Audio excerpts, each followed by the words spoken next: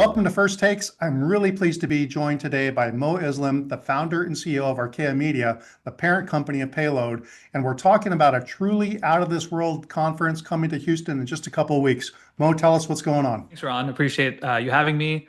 So on October 14 and 15, we're hosting the Lunar and Mars Economy Summit in Houston at NASA Space Center. We are entering the next frontier of the space industry. The moon is within spitting distance. NASA is planning landings this decade, and a human mission to Mars will almost certainly happen in our lifetime. We can't just think about exploration. We have to think about commercial and geopolitical realities of building economies off-world.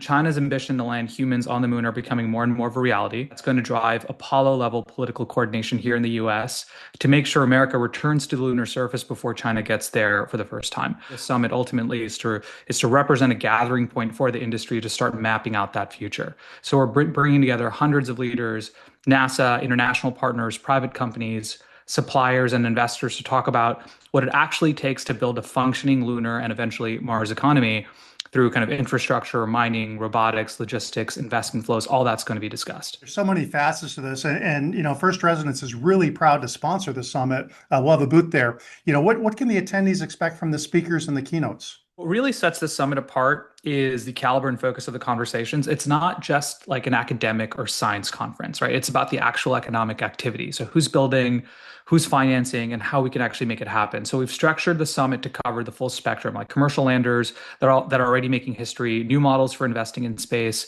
propulsion challenges on the road to Mars, the regulatory frameworks we'll need, and even how to build utilities and habitats like once we get there. So it's a mix of marquee keynotes, technical panels, and fireside chats that are meant to move the conversation beyond just theory into what's commercially and geopolitically at stake.